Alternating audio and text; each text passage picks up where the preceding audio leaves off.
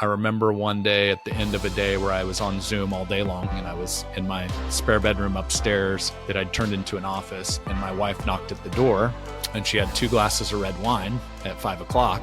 And she's like, "Are you off work yet?" I said, "Actually, yeah, I am." And it just kind of reset to where I looked and I was like, wow, 80 some nights a year I was going to be gone, missing ball games, missing family dinners. Is that success? I was making a ton of money. And the more I thought about it, it almost started eating away at me a little bit. Like, no, I don't think it is. Like, I can't buy that time back. There's a more valuable asset here on the line, and it's time. And we have 3 kiddos now today, 14, 13, Braun and Nash, our 2 oldest boys, and then Nellie, our little girl, she's 8. And I was just like, you know what? I don't think that's the trade-off I want to make, even if I have to sacrifice money to change the game. Brad Johnson, welcome to the show. Excited to be here. Been counting down the days. We are so excited because we have so much history together, and it goes back almost a decade. And I mentioned some of that in the introduction, but man, you've become one of my closest friends. I'm involved with your business. I just love seeing how you've grown, and particularly what you stand for and how you're influencing other people to this day. A lot of people, a lot of really important people. And that's been just amazing to watch. Well, thank you, Michael. I had a great example. I know we first crossed paths, Platform University, which then became a mastermind, which then became Inner Circle. But it was cool because it started really a mentorship from afar, from reading your book and reading some of your blog. And then it slowly grew closer, and it's been really cool to see. You've been an incredible supporter of what we're building at Triad, and helped Sean and I tremendously in the early years where it was really chaotic, ton of stress, and it's just been cool to have you by our side as a voice of reason that's been there before a lot of those situations. So I really appreciate it. And same with Megan. Like, I've learned a lot from her, and obviously had a lot of opportunity to interact back in the Inner Circle days. And so I really appreciate. It's been awesome just getting to run this journey with you both. Well, thanks. Thank you. I think what I love about your story and what we're going to get into today is we need tangible examples of people who are committed to the double win, winning at work and succeeding at life in various contexts, because I think a lot of times people, as they're pursuing this, they don't have examples of other people who've done this well. Maybe they're in an industry, or they're in, a social context where nobody they know is figuring out the double win. They're hustling hard, or maybe they're not reaching their potential professionally on the other end of the spectrum. But regardless, they don't know what it looks like. And I think you've figured a lot of this out, and you are figuring it out in an industry that people might easily dismiss as, that's not possible there. Those guys don't do it. And I think that your example is powerful. So thank you for kind of showing the way and being an example that others can follow. Well, I appreciate that. Rinse, do every day, and sometimes none of us are perfect at it. Right. But I do think, especially in the world of finance, which is the world I've really grown up in business, when all you do is deal with money all day, every day. Sometimes people can get consumed by it, the pursuit of it. And I've seen a lot of regret of people that let that chase of building a business become their life, versus why most entrepreneurs start. It's, hey, I want to do this a different way. And I've seen, unfortunately, where entrepreneurs, independent financial advisors is who we work with, they accidentally build the prison around themselves that they tried to break out of. And it's really sad when that happens. Good way to say it. I think for so many people, the hustle is just the default. They literally don't know there's another way. And so when people come along and challenge the status quo, like you, I can remember back when you first launched a podcast, and all the financial advisors, everybody in finance was saying, oh, you can't do that. There's too much, required in compliance, and you can't do that without getting in trouble.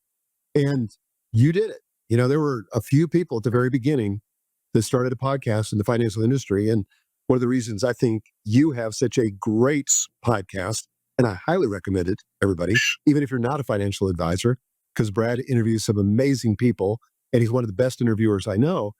But because you started early, you developed the chops. that kind of got you out in front of everybody else.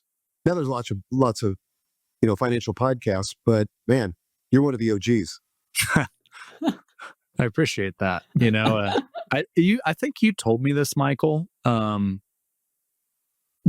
Obviously you started a blog. I mean, you were a CEO at Thomas Nelson when you were like really actively started blogging. And I think one of the things that holds people back from creating is this fear. Oh, what if it's not perfect? What if somebody doesn't like it? What if I suck? All of that kind of head trash, for lack of a better term. And I think you told me, you're like, hey, fail when nobody's listening or watching or reading. I mean, that's a great place to figure it out. And it's amazing. I would say doing at this point, probably 200 plus podcasts, you develop this confidence where you just learn. Those early episodes were rough. A lot of verbal tics, a lot of ums, ahs, so's. But if you're a student and you go back, that's how you get better. You get in the game. You don't just watch from the sidelines. And you helped nudge me down that path. So I appreciate that. It really, I don't know that Triad would exist today if it wasn't for that early podcasting journey, because it was part of what gave me the confidence that, hey, I've got value that I can add, and there might be more to this than just being an employee the rest of my life. Andy Stanley said one time about speaking, he said, you really should watch your videos if you speak. And he said, because one of two things will happen. Either you'll quit or you'll get better. That's and if true. you can endure watching yourself, and it's so awkward initially, you will improve, because you go like, geez, and this is like a revelation to me. Like, I'm literally never smiling. I look like I'm pissed off. And so, once I became aware of that, then I could start fixing it. And I still had to work on my smiling for a couple of years and still have to work on it, but I'm better at it. So, yeah. Hey, let's go back to the beginning of your story, because I just want to kind of give context here. And I don't know why context doesn't show up in my top 5 strengths finders, but it doesn't. But I always like context. So kind of give us, where you started from and sort of the journey to get to where you are now. So formative years, grew up on a farm in Kansas, true farm boy, through hay bales in the summertime, lower middle class, didn't come from much, great family, hardworking. I think a lot of that I carry with me today. I grew up in a town of 2,000 people. So Minneapolis, Kansas, most people don't know it exists. It's right in the middle of Kansas. But it was kind of the golden rule: treat others as you want to be treated. That's one of the things. I just heard this the other day. They call it Midwest nice now, I guess. But when you grow up, and if you are a jerk, your parents know about it before you even get home, because somebody from town called them and told them about it. So it's a really great filter in life to be just brought up that way. And so that was formative years. Went to college, played college football. So athletics and team sports really influenced me a lot. First job out of college, I was an IT major. Payless Shoe Source, now defunct. Their corporate office was in Topeka, so that was what brought me to Topeka. And about 3 years in, I realized I didn't want to code the rest of my life. I was coding on the back end of Excel, not very well. Loved people, always interested in finance, was researching Google's IPO, Chipotle, Under Armour. I think they were all IPOing at that time.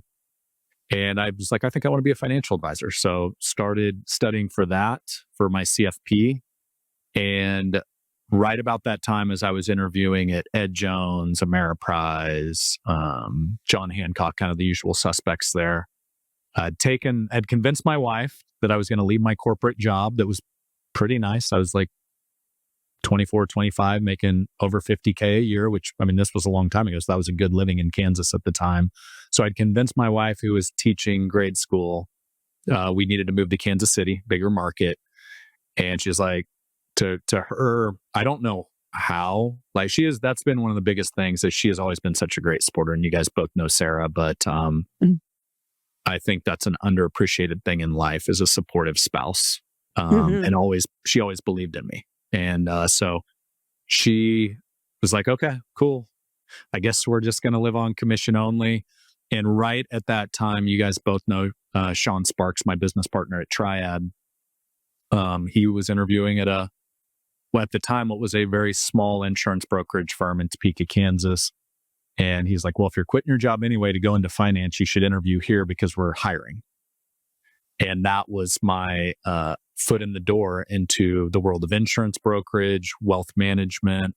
And day one, reading a brochure on annuities. Day two, cold call 100 advisors and try to convince them to fly into Topeka, Kansas. So that was kind of my training regimen back in the day. Jump in the deep end and learn how to swim. But I fell in love with the business, fell in love with the people.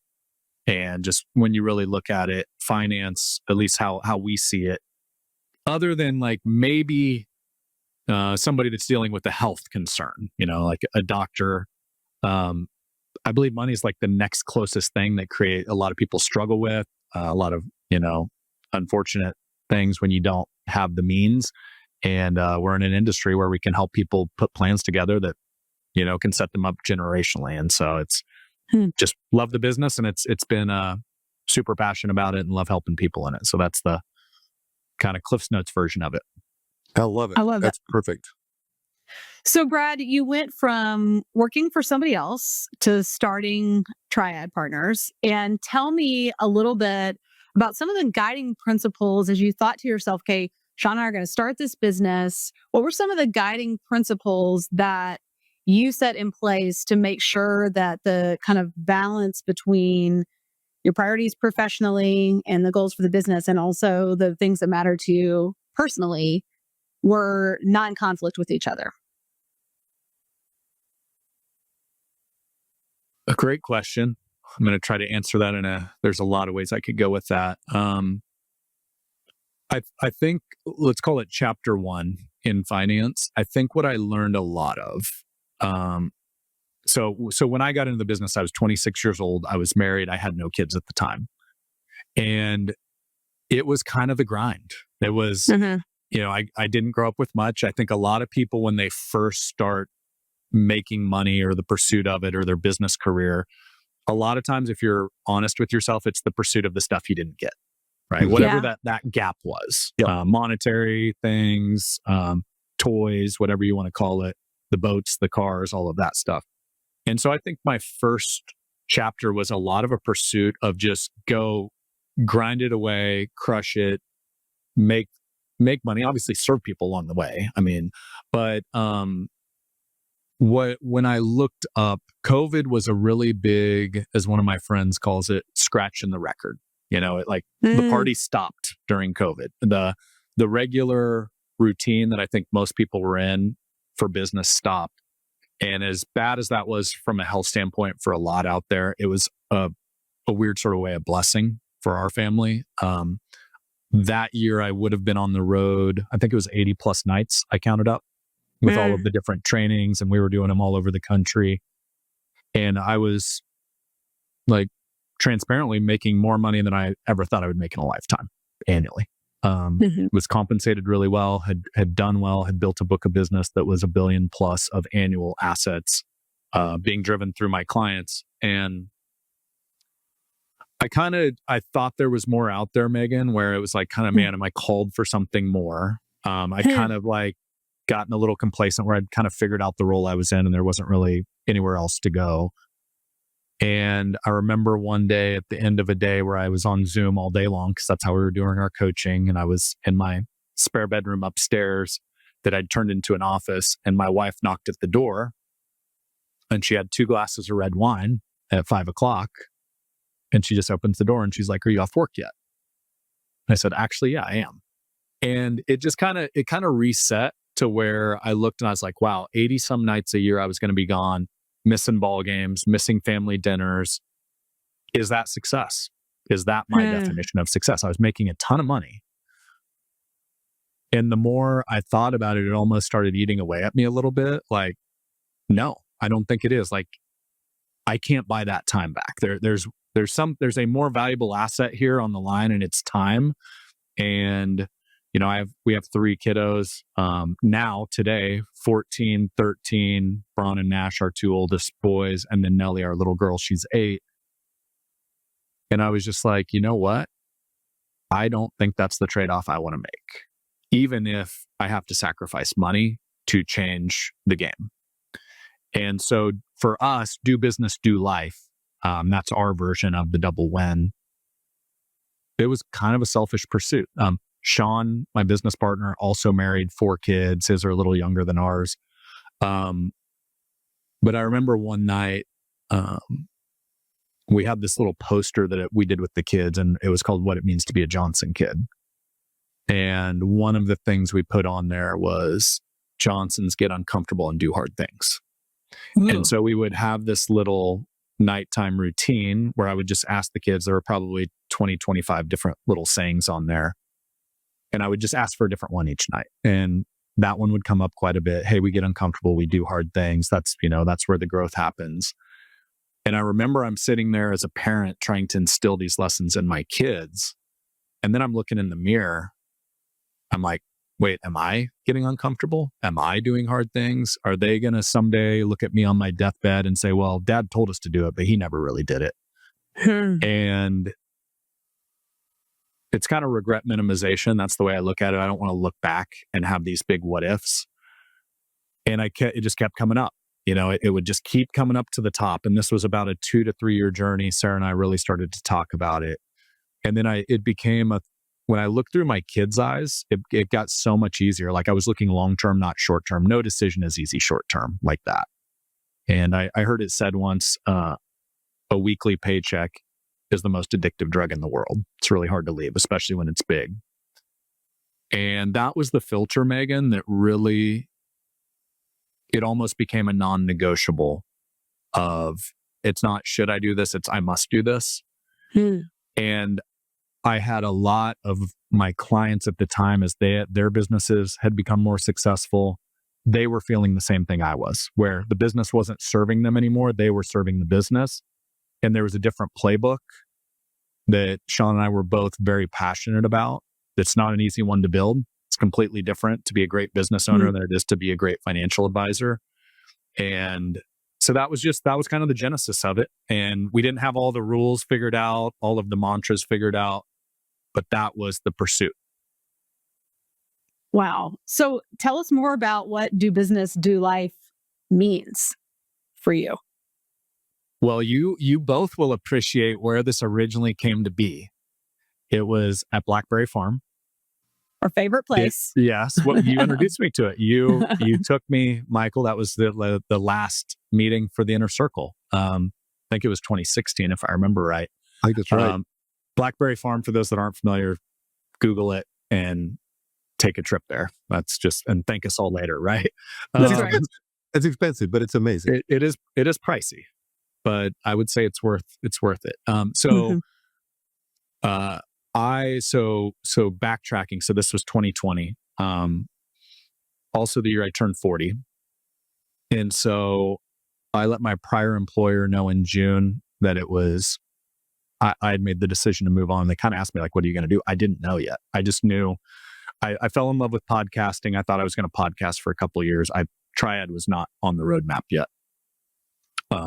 Sean and I were not even planning on being business partners. Like none of this had happened yet. And so June, I told him, by July, I was really having a ton of conversations because I was transitioning a lot of my clients that I'd known for 10, 15 years to other people that would work with them after I left. And that was really hard. But July was also Sarah and I's 15-year wedding anniversary. So we took a trip to Blackberry Farm. And so it was kind of a combo 40th anniversary, leaving my prior career, and anniversary. So birthday, anniversary, and leaving your career. So there's a lot wrapped up in that trip. And so Sean and his wife, Aubrey, went with us, Justin and Jennifer Donald. So I think, has Justin been on the podcast? Yeah. Okay. So Justin and another friend, Casey and his wife. And we were hiking in Blackberry. And it was kind of, the 3 girls were here, the 3 guys were here. So it was kind of 2 different conversations going on. And I had already decided I was leaving, but I hadn't figured out what was next. And we were just having kind of a philosophical conversation, Sean, Justin, and myself, about, wouldn't it be cool to do business with people you want to do life with? And it was just a conversation. It was a passing comment in a bigger conversation, but I heard it I heard it said once, the good stuff sticks.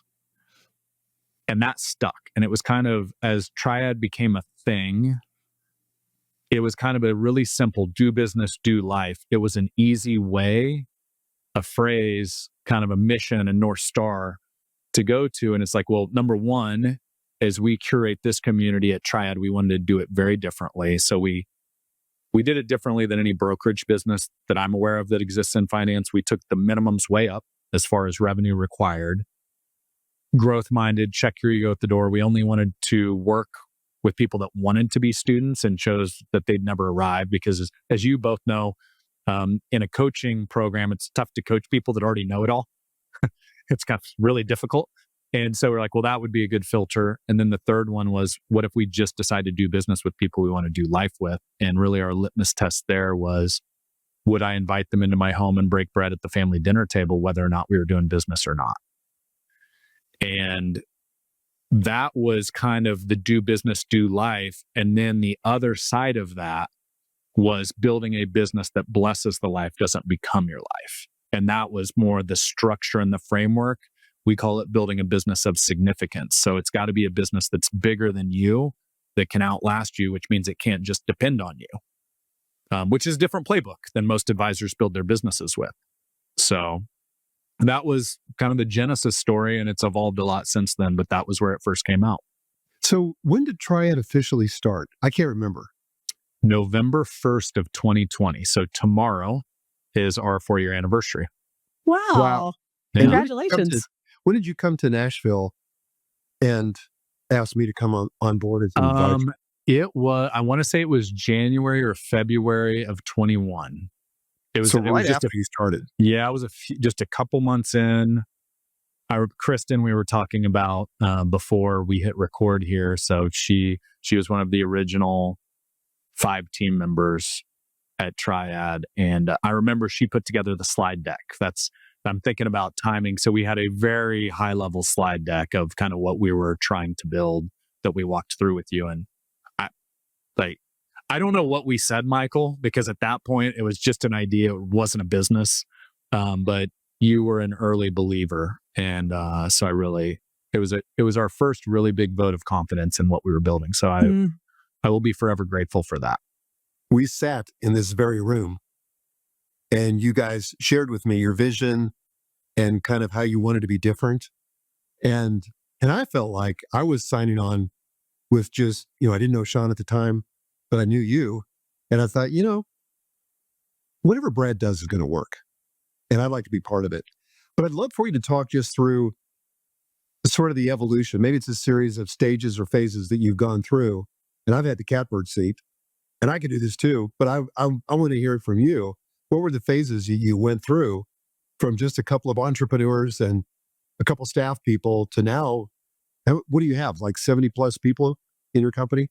We're right just under 100. Yeah, 4 years in. So I think Kinsey said we're at 97, but we have a few offers out. So I think we'll go through 100 here in the next week or two. Amazing. Yeah.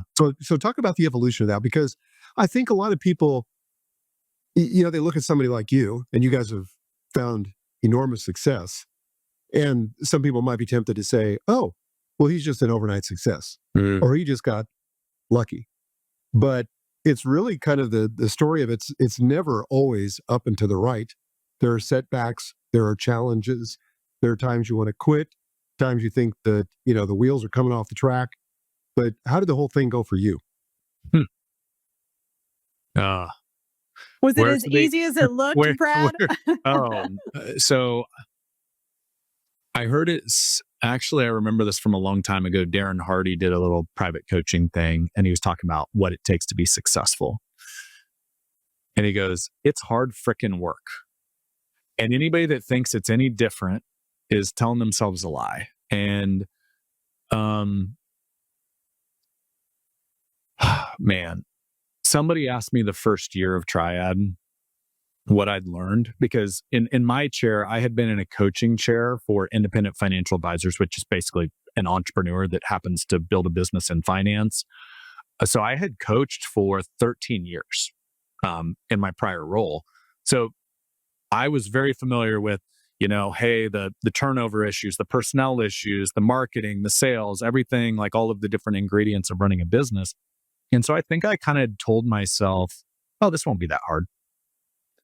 And one of the lessons I learned, it's a lot easier to coach entrepreneurs than it is to be one. Mm-hmm. So true. To be the entrepreneur in a classroom is very different than being the entrepreneur in the real world. Mm-hmm. And one of the things, I'll tell you, and Michael, you were super helpful early on. Sean and I loved him, but there were many days I did not like him. So he's like a brother. I met him in college, like one of my closest friends in life, and he's been there for a lot of my life's journey and vice versa. But what we didn't know how to do was be business owners. A couple of things that you told us early on that could be helpful for entrepreneurs out there. Your differences are your strengths. Mm. Our differences did not feel like strengths in the early days. We were doing a lot of this, button heads. Show your work. The other person can't read your mind. A lot of times we had arrived at decisions that we had already thought out, but the other person had no clue that what work had already happened. And this is, I believe, great advice, not just for business partners, but anybody you're working with, right? Just in any team dynamic. Another one you said that was very hard to do in the early days is leaders are calm and confident. And I can remember an early conversation in a conference room where things got heated between Sean and myself. And we had a team member walk in and kind of like observe it's like two parents fighting basically, right? And I remember that coaching after you told us, and I was like, man, like people will not follow volatile leaders. And so there's a responsibility that I started to learn. Like if you are going to lead and if you're going to do it well, that's actually, you're not allowed to do that. Now you can go through your own stuff privately, you can, process it there. But if you are in front of the team, that is a non-negotiable. It's not allowed if you're going to be the leader you want to be. And what started to shift in my thinking, there's a Stoic lesson. I read it somewhere along the way. I believe it was Epictetus. And I feel like the early days, the first 12 to 24 months, we were just getting bombarded. Personnel issue, such and such sent me an email. I don't like them. And I'd never dealt with this. I'm like, where is all this drama coming from? And I was getting bombarded oftentimes every morning before I even got there, text messages, all this stuff. And it was all new to me, so I was not ready for it. And then it was messing with, like, I wasn't sleeping well at night. Like, I've always slept like a baby. I'd be waking up at 2 a.m. with my heart beating out of my chest. Like, did I make a mistake? Why did I do this? Did I bite off more than I can chew? And another Michaelism here. What I've learned is, as an entrepreneur, congratulations, you're normal. Like any entrepreneur that has ever been through any piece of running a business, somewhere along the way, they felt this, that they're in over their heads. And what I started to realize is this is normal. It's part of the process. You're getting a bunch of new team members together. They're learning how to work together. And back to the Epictetus story, he has this story about this prize lamp. It's either stolen or falls off the desk and breaks. One of those two. Either way, he loves this possession and then it's gone. And he's processing the mental headspace of, now I'm upset, I'm grieving over this thing that I loved and now it's gone. And he said the mental exercise is act as if the lamp's already broken. So here's this prized lamp. It's here, it's intact, it's on my desk. Act as if it's already broken. And two things will happen. Number one, you'll appreciate it more while it's there. And number two, when it eventually does break, you won't be near as upset because you've already gone through what that's going to feel like. And where I draw the comparison as an entrepreneur, if you're going to build any business of substance, it's going to require more than just you. So more people, regardless of how amazing your culture is or how well you try to over communicate or all that, there's more personalities. There's going to be more conflict. It's just part of the game you signed up for. And so rather than get completely emotional or in over your head or like, oh my gosh, what do? I'm dealing with the new fire of the day. Now I just know it's part of the new game that I'm playing. And if there's not a personnel issue today, there could be one tomorrow or the day after or the next week.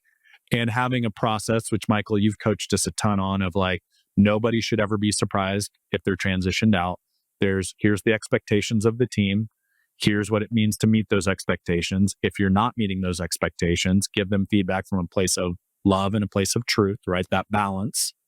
And just, you're there to coach and hopefully lead them down the right path, and know that some of them will go down that path and some will not, but you're going to do your best to help lead them there. And I just think it was like a maturity that had to happen, because in the early days, we were just absolutely getting bombarded. And it was many days we didn't think we were going to survive. Well, as I've told you before, there were days that I thought you weren't going to survive. Yeah. I'm glad you didn't tell us that in that moment. Yeah, not helpful. I would get off a call with you guys and say to Gail, I'm not sure about this. This is We weren't either. We weren't either. Well, I'm so proud of you guys, because you have worked through that. And what I've seen from my seat, and this is true for a lot of people that start businesses, you guys were essentially sales professionals who had to transition into a CEO role. And that's very different. Very. And I think once you guys got that, you really got on the fast track and things began to improve. I mean, you hit them head on. I want you to talk about a little bit about the role of therapy in all this, because I think most entrepreneurs I know, and when I say most, I'm talking 99.9%, should be in therapy, because the stresses are so immense. And when you're under stress, stuff comes out. And if you don't deal with that stuff, it will completely explode and derail everything in your life. So talk about that. What was your initial thoughts about therapy? And how did you get okay with it? And I know you're a big advocate for it today. So yeah, let's just talk about that for a minute. I have a belief, to echo what you just said, every entrepreneur should be in therapy. And that's whether or not they think they need it. Jocko, who we were fortunate enough to have come speak at one of our trad experiences, he has a saying in Extreme Ownership, his book, there are no bad teams, there are only bad leaders. Mm-hmm. And oftentimes what I see with leaders, it's much easier to just say, it's them. Oh, the reason this isn't working in business is such and such on that team didn't do their job, or this person. It's much easier. It's easier in life to point the fingers at other people. It's easier to point them at Sarah, my wife, when things aren't working in our relationship, right? But I think a form of leadership, whether it's just yourself through life or leading a business, it's going to be really hard to help others if you can't help yourself. And if you're not really, the stuff that isn't working up here, if you're not checking that, seeing what your blind spots are. And so I think therapy needs a rebrand, because it has negative connotations that have been placed on it from a societal standpoint for some, especially us dudes. Like, oh, that's for the weak. That's for the people that have mental problems. All of the stories that are out there. One of the things you told me early on, and this was in an inner circle conversation in that first mastermind we were in. It was I think your therapist told you this after you resisted, after you and Gail were kind of having conversations, and I think it was a little more do business than do life at that point in your world. And you said one of the first things a therapist told you is it's the healthy people that come talk to me. Mm-hmm. And I remember that stuck with me, because I had really put you up on a pedestal. I'm like, successful CEO, he's got all these things going for him. And when you were vulnerable enough to share, like, no, I don't always have it all together, married, 5 daughters. I was kind of a workaholic at the time. And I resisted when Gail said we should talk to somebody. And so like seeing you being willing to go on that journey taught me a lesson that it's okay. It's acceptable for a guy that I grew up on a farm, right? It's rub some dirt on it and move on. That's how you get through stuff. And so that taught me a lesson. That was a leadership lesson, that it's okay to go talk through your stuff. And then when I did, and I did an episode on every entrepreneur should be in therapy. Of all of the interviews I've ever done in my life, I got the most feedback on that one. I had 5 or 6 private conversations of people that hit me up and said, dude, that really spoke to me. And I've been thinking about it, that I probably should go talk to somebody, whether it was, a spousal thing or whether it was just like the stresses of running a business. And I made a lot of referrals to my therapist, Megan, because most people know they're probably like, I really probably should work through this, but there's a resistance there for some reason. And so if anybody's listening to this right now, don't resist it. Like, it's, to me, the way I frame it, it's just another form of coaching. Like, Yep. We go get a golf coach, we go get a business coach, we go get a trainer at the gym, like all of these other areas in life of top performers, they get coaching in every other aspect of their life. But the one that's most important, the space between your ears, they don't get coaching on, or the relationship, their marriage, they don't get coaching on, and somebody to help them sort through it and give them better frameworks to deal with stuff. And it's just kind of silly to me. So it's kind of Thank you for my sharing soapbox approach on therapy there. I think it's so helpful to hear somebody in your position and stage of life share that, because I do think it gives other people permission. Like we were talking about at the very beginning, we need examples of the double win or of doing business and doing life with real people that we can relate to who have all the same struggles we do. And I think this, again, is instructive to that end. Because the truth is, I think a lot of times, especially in the age of social media, the way that success is perceived is a highlight reel. It's all the wins, it's the, reels of somebody on stage, it's the great outfits, it's the trips, it's the people they got to meet. And it just looks like it's charmed and magical. And for whatever reason, we just don't talk enough about the hard parts of it. And, it was interesting. I was speaking last week at Don Miller's Business Made Simple summit that he does. And I was talking about kind of like when I became CEO, how I thought success worked and how it actually works. And I really went in thinking success is a formula. And if you just do it right, in air quotes, if you just do it right, then you won't have any problems. It's really a game of A plus B equals C equals no problems. And if you have problems, it means that you're failing. And like all these other people that don't seem to have any problems, they know something you don't know. They're doing it better, And I think that was so unhelpful for me. And it created so much shame and anxiety. And it really held me back until I realized, no, like problems are the status quo. You will always have problems. This is not a perfect world. And hopefully your problems get better as you become more successful. Some of them get harder, some of them get easier.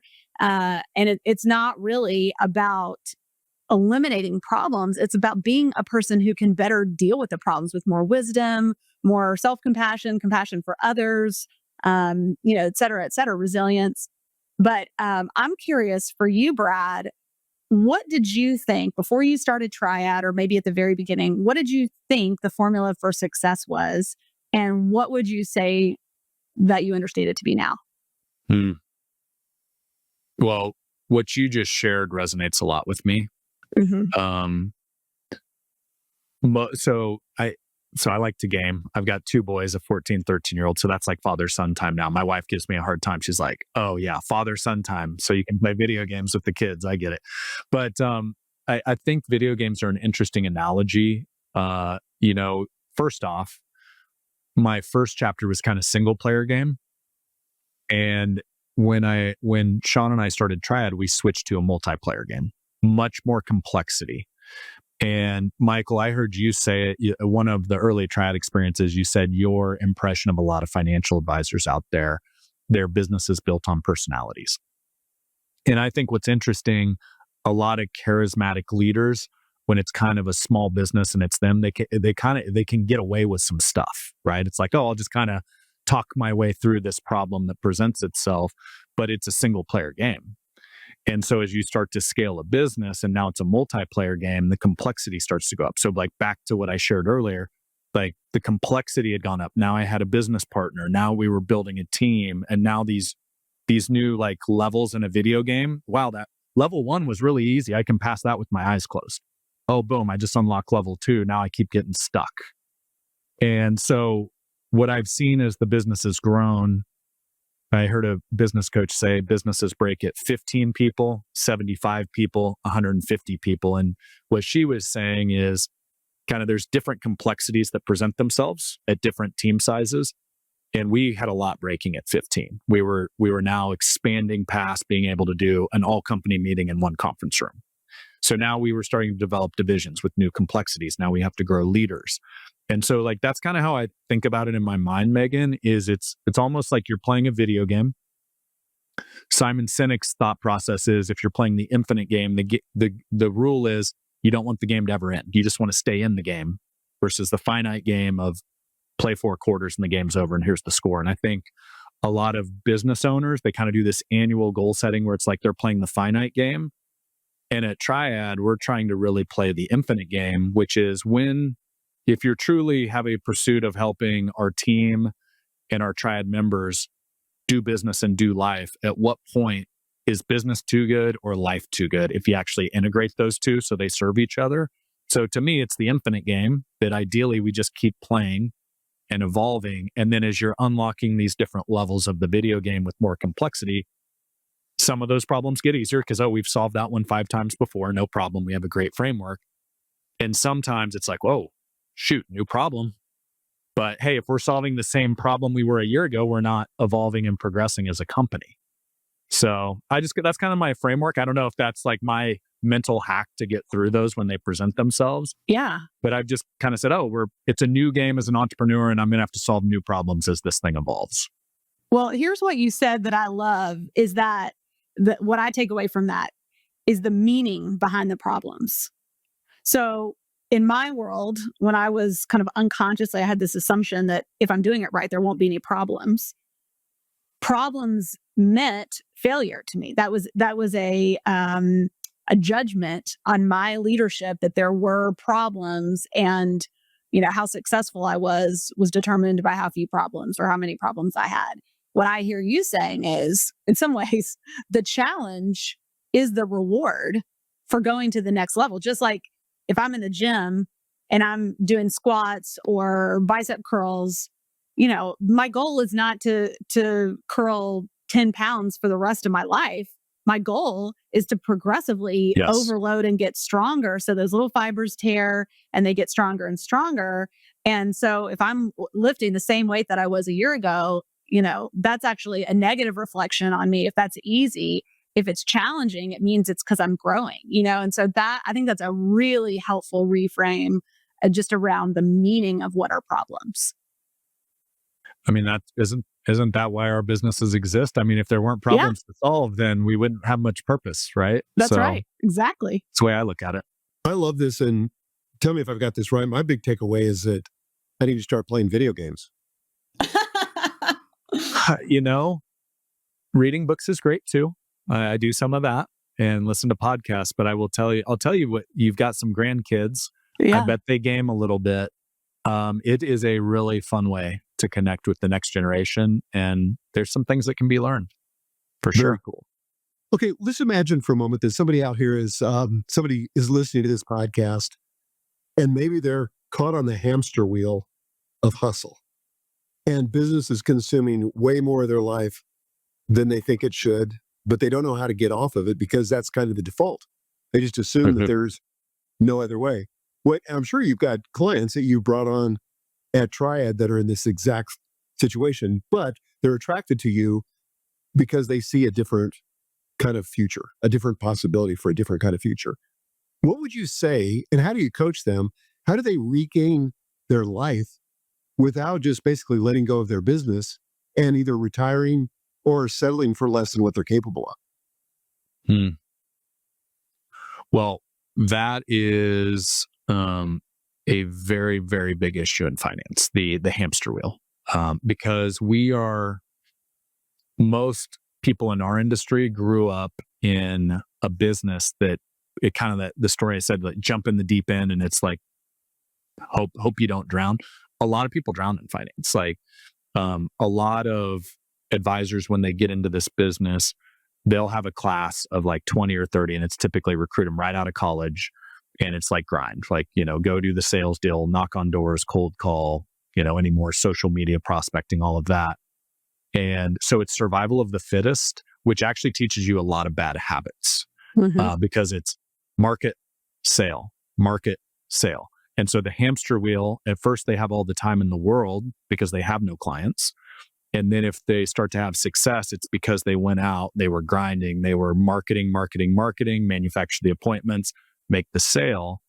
And now they look up a couple of years later and they're like, this wheel's going so fast, I can't get off. And so Ryan, one of the coaches on our team, he said this one time and it really hit with me. So we call that the red line of burnout. Sean, my business partner, wrote a book, The Advisor Transformation, that he talks about a lot of this if anybody wants to go deeper on it.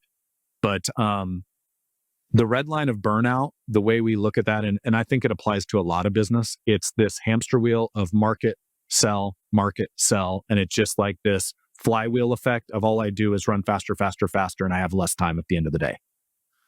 Almost like a victim of your own success. And we call it the green line of significance, is building a business in a different way that's bigger than you, that actually empowers more team members. So it's going from a great salesperson to a great business owner to a great CEO. You mentioned earlier, Michael, we were salespeople that then had a different rule book to play by if we wanted to build a business. And so I think the first thing, you wrote a book on it, Vision Driven Leader. It's going to be really hard to build a business bigger than yourself if you don't have a North Star that your team is headed toward collectively. And I do think that was one of the things we did fairly well in the early days of Triad. Now that has evolved and shifted as we've learned a bit, but we did truly want to build a business that not only blessed our lives, but also our members' lives. And so there was pieces of that playbook we already knew, but we also figured a lot out because as we would work with new people, new problems would arise. Right? Oh, cool. If we want to get there, we've got to, adjust that. And I think the biggest thing, and this isn't an easy answer, but I think most businesses over-index on marketing, sales, and ops, obviously, to follow through on those promises, and they under-index on culture and vision. Because the team is fragmented, they don't know where they're headed, and then they don't focus enough. Bill Self said it. So the coach of the KU Jayhawks won a few national championships. He said this. He said, "My most talented teams have not won the national championships." If you look at just sheer raw talent, I've had more talented teams that did not win national championships. My teams that won the national championships were the teams that had good talent, but they played the best together. And I think that's a great analogy for culture. You can have incredibly talented people. And we've had 10 out of 10 skill set people that were ones or twos on culture. And it was an absolute disaster. It was a cancer that spread within the business. And the moment we didn't do this well early on, but we've gotten better with time. The moment we see people are not a culture fit, it's start to try to course correct that. Hey, here's where you're falling short. Here's a blind spot. Pour into them, coach them. But if they can't get on board culture wise, it's always an ugly ending if you don't get them off the bus. And so I'd say that's the biggest thing is if you want to build a business bigger than you better focus a ton on vision, a ton on culture. And the rest, obviously, you've got to do that too. But those are the two that matter the most, in my opinion. Let me just follow up to that. What would you say to a leader who's not the founder, not the owner, but maybe they're running a department or division, kind of like you were in your prior job, where maybe you don't have as much discretion and you're trying to operate in that culture, but you don't want to just, cave into the demands of the hustle culture, but you've also got to keep your job. What would you say to those people? Well, I think it's harder if you're not the founder, entrepreneur, but not impossible. I mean, part of it depends on the business and the autonomy you're given as a leader. But we do this thing at Triad, we call them Triad bad words, Triad curse words. And I think back to culture, you can create a culture on a team, even if it's a microcosm of the bigger organization. And one of the things I've found, like it started as kind of a joke, almost like a tongue-in-cheek sort of joke where like at Triad, we don't do events, we do experiences. And what we thought about is what we wanted to create. So Covey's 7 habits start with the end in mind. Okay, what are we trying to create? We're trying to create experiences where our members come together and have massive breakthroughs, life-changing things that they look back and they're like, wow, those 2 days changed my business trajectory. They changed my life trajectory. Okay, so what is that? That's like a life-changing experience. That's not an event. An event is you go to a hotel and it's forgettable and it all blends together. And you're like, I've been to hundreds of events, if you've been in business a certain number of years. And so one of the ways we started to create that, which I think could apply to somebody running a team that's not necessarily the entrepreneur or the owner, is start to look at the words you use and the language. And we say language creates. I know we have a mutual friend in Chris Smith. He's big on this. And we started to craft language inside of Triad that spoke to who we wanted to be, even if we weren't quite there yet. We want leaders. We don't want managers or bosses. Boss is a bad word. Oh, who talks like, oh, I love my boss. That's like a king on a throne. People want leaders. Hey, I'll follow a leader, but a boss or a manager, and I know some of those terms you have to just use in business, but we started to create language around who we wanted to be, and that has really influenced the culture. Love that. I love that. I heard another one, a new one the other day is, this was the Savannah Bananas. Jesse Cole, I think, is the owner there.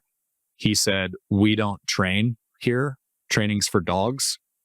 We coach. Humans get coached, dogs get trained. I thought that was a really cool one. That's fantastic. I love that. Megan, don't forget what you're going to say, but just to follow up to that, one of the things I've been saying to my coaching clients a lot, and I've said it to you guys, is that, as a leader, it's important to see yourself as a coach because people are not there, to just for somebody for you to offload stuff to that you don't want to do. Now, that's part of it. That's delegation. I get that. Right. But, I feel like my job, I'm a steward of those people, and my job is to coach them to greater levels of performance so that they realize their potential. And that's a completely different mind shift. And my friend Daniel Harkavy has written a book on that called Becoming a Coaching Leader, which I really, really value. In fact, we have a mastermind group, subset of Triad, and you were in the meeting, Brad, with me earlier this week, and I recommended that book. And I think for a lot of people, that's a major paradigm shift to see yourself as a coach when you're really leading. And Arthur Brooks says, now we got this big thing about coaching. He said, we used to call that a leader, but it's the same thing. Well, I'll piggyback you, Megan, you brought up Don Miller earlier. Michael, you were kind enough to, I think he was one of my first 10 guests on my first podcast, and that was an introduction made by you, Michael. He said something, no, actually, you know what? It wasn't Don Miller. It was Brian Miles, which was another intro you made. So former CEO of Belay, him and his wife, Shannon, and he told me a story back to, you said something, stewardship, I think is a really important idea as a leader, as an entrepreneur, as a CEO. It was when he had first, a year or two into Belay. So he'd left his corporate job to go start the business. And he was like climbing a mountain with some CEO friend. He didn't tell me the name, but it was some guy that had been super successful, publicly traded company, and had retired. Might have been you, Michael. I don't know. But anyway, he said he was on the side of this mountain, and he said, I'm fortunate to own my business. And this CEO friend said, you don't own your business. And Brian's like, what do you mean? Yeah, that's why I quit my job. I own the business. He's like, no, you own the business when you're not required to be there and show up to work. That's when you truly own the business. Right now, you're working in the business. And out of that story, what came of it is he said, as CEO, I look at this now as a stewardship. I have a season of where I'm steering the ship, but someday that season will be gone and I will pass it to the next in line. So I think if you're going to build a business bigger than you have to change your mentality of, this is my business. I own it. I'm the CEO. And that's kind of like ego driven for a lot of people I've seen. And if you flip it and you say, I'm just a steward here to serve the team and steer this business to the best of my ability with all the help I can get, and someday that season will be over, it actually completely shifts that ego-driven nature that I think a lot of times gets a hold of CEOs. And so I look at it as a season of stewardship, and I hope that season's really long. But if someday I'm not able to steer the ship, or Sean's not able to steer the ship to the best of his ability, it will be time for the next in line. Mm-hmm. Yeah, I think there's something about stewardship that's just inherently about humility. And it's inherently connected to a reckoning with our mortality, with, the finite nature of our own abilities and expertise and, humanity in general. I think that's a really important concept. I know in my own set of personal values, not our company values, although it is a company value as well. I say stewardship is a value, and what it means to me is that I increase the value of who and what has been entrusted to me. And I think that it changes how I approach stuff. I think about my kids, and this is like an easier example sometimes to understand. It is faster and easier and less frustrating for me to do a lot of stuff myself than to let my kids do it. And yet, like, I have Naomi, our 5-year-old, oftentimes at the counter helping me with something with dinner. And it's my spiritual work to breathe my way through that, because I'm kind of like, I just would like to do it myself and have the quiet and whatever. And yet that at that moment, it's not just about making dinner, for example. It's about growing her and giving her the opportunities to learn and connect, of course. But I think that's true in our businesses as well. It takes more time, and it can be frustratingly slow to work on that process of what our mutual friend Ian Cron calls growing fruit on other people's trees. It's just easier to grow fruit on your own tree where you have total control of it, but it's not nearly as rewarding, and it sure doesn't last. So true. I appreciate you bringing that idea up. We're getting close to the end here, but go ahead, Brad, finish your thought. That's what chapter 2 has been to me. And we talked about chapter 1 earlier. It was kind of a single player game. I had a small team that I cared deeply about. Wish I could have brought them all with me. That's not how business works, though. And chapter 2, one of the most rewarding things, I'm now 44. And now there's 20, I can think of, like Colin on our team. He's 24, and just pouring all of those lessons that I kind of learned through the School of Hard Knocks. I'm like, well, don't do this. Don't make that mistake. Do this instead. It is so rewarding to be able to grow fruit on other people's trees. And just one thing that it reminds me of, Don Yeager, who's an author out there. He was a podcast guest too. He had the chance to mentor under John Wooden. And I've this is kind of my litmus test on stewardship or leadership. So he mentored under John Wooden for a number of years, and this was like 85, 90-year-old John Wooden. And his rule was he'd have to fly out, I think, once a quarter, have all his questions. Then John Wooden would make the time for him. And it was towards the end. He was in his upper 90s. He's like, this might be the last time I see him alive. And he told Coach Wooden, I feel like every time I leave your presence, I'm a better man. And Wooden's response, instead of thank you or, well, it's really been a great, mentorship or whatever, he said, you should make that your standard. And I look at that as leadership and stewardship. If I walk into a room in business or in life, when I leave, did people get better because I was there? Did I level them up? Did I pull the best out of them? Or was it neutral or worse? And, if you're real with yourselves, I think we all have those regrets of like, oh, I said that thing I shouldn't have said. But it's a really cool standard in leadership and stewardship to hold yourself to. It's like, did that room get better because I was in it? So I love good. that. Okay, Brad, I just want to say this. I think you need to write a book. I was thinking the same thing. And we need to have a conversation about that. As a former publisher, I could probably help you with this. But we would have you back on and promote the heck out of it, because I think you're such a student of life. And you're so eager in your learning and so humble about it. And I just think there's so many life lessons that you've gathered already at, from my vantage point, a relatively young age, that, it's time. It's time.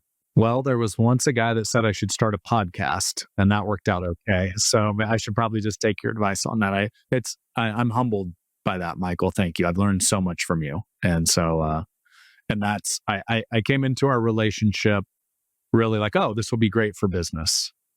And it was, but it was exponentially more valuable in life. I'm a better husband. I'm a better dad today because of a lot of the lessons you shared. So I really appreciate that. And Megan, I've learned a lot from you too. Just I haven't done coaching directly with you like I have Michael. So, but yeah, it's been incredible. I'm a better version of myself because of you. So I appreciate that. Thank you. That means the world to me. Wow. We have 3 questions that we like to ask at the end of every podcast. These aren't trick questions, but this is kind of a lightning round. I think you do the same thing on your podcast, right? Yeah, I was kind of inspired by Tim Ferriss, kind of the lightning bolt questions at the end. Yeah. I was inspired by you. That's where we got it. Well, here we go. Here we go. It's just a daisy chain of inspiration. I love it. Okay, so first question, Brad. What is the biggest obstacle for you right now in getting the double win?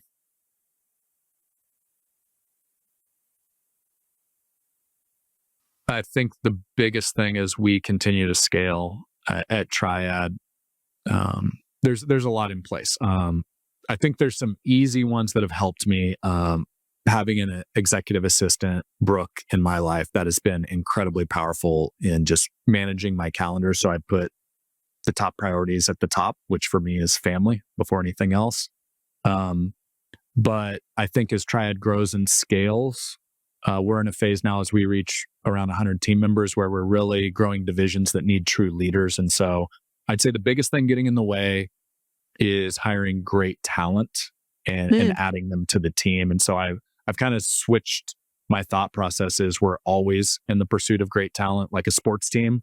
If there was a great person on the market and you had a gap on the team for that role, you would always be in talent acquisition if you're going to win championships. So that's kind of the way I look at it at Triad is we're always looking to hire incredible talent that fits obviously the roles we're trying to fill as we grow. Yeah. The second question is, how do you personally know when you've got the double win?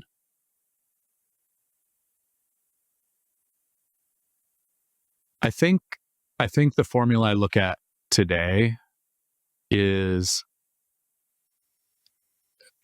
I think too often in life, business and life, or the double win, it's a tug of war. It's, in order to be successful in business, I have to sacrifice life.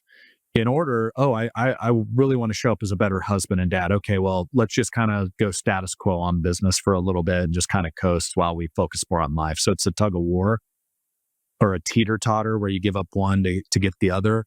And what I've tried to do is just integrate to where, good example, there's a Chicago trip for Triad to go up there. And so I check with Sarah. I'm like, hey, you want to do a weekend trip to Chicago, couples trip? You want to take the kids? What do you think? We could fly up on a Saturday, Sunday. I'll do a business meeting on Monday. So there's no rules that say you can't do that. One of the reasons our founders retreat, we call it the DBDL Founders Retreat. Most entrepreneurs, I think, number one, we filtered our community for pretty good humans. So I find great humans actually want to be good spouses or good parents. And so if you just set up the formula where you can do both, our founders retreat's amazing. We have more kids there than we do adults, and it's an absolute blast. And so you can actually accomplish both. There's no rule that says you can't if the format is right. That's awesome. Okay, last question. What is one ritual or routine that you rely on to do what you do?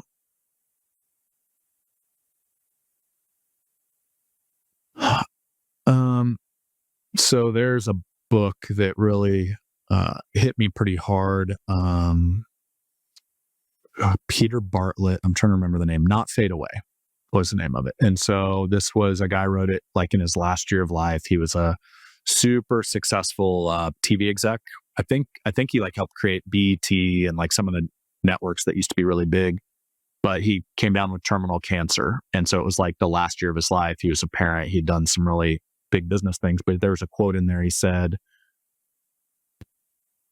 you can make all the dough in the world, but if you sacrifice your health in the pursuit of that, you're cutting yourself a really lousy deal. And I see a lot of people in a pursuit of money sacrifice everything else marriages, health, their personal health, like go down the list, addictions that come with that, alcoholism, drug use, infidelity. And they're over indexing on one thing and leaving the rest behind. And so back to like, I've really found when I'm at my best version of myself, I feel good about my health. I'm hitting the gym in the mornings. I'm eating fairly clean. And I think a lot of entrepreneurs, like, we've got one body in this life. You better take care of it. You can go make all the money in the world, but if you're not around to enjoy it, you're kind of focusing on the wrong thing. So that's the one that I really try to. And Sarah's the same way. We try to instill that in our kids, that just, live a healthy lifestyle, work out, stay active. I totally It's agree. great. All right, buddy. Thank you so much. This has been a great interview. I feel like we could have talked for another couple of hours, but Joe Rogan's got the, the patent on the 3-hour podcast. He's got the long form covered. Yeah. Yeah, that's right. But thanks, man. I mean, you're such a great friend, and I just admire you and Sarah, what you built, what you've created, what you and Sean have created. It's inspiring, which is why you need to write a book. Okay. So we'll talk about that more. We'll add that to the list. Appreciate it. I've really enjoyed the conversation. So thanks, Michael. Thanks, Megan. Love every conversation we ever have. Great. Thanks, Brad. See you soon. All right. Till next time.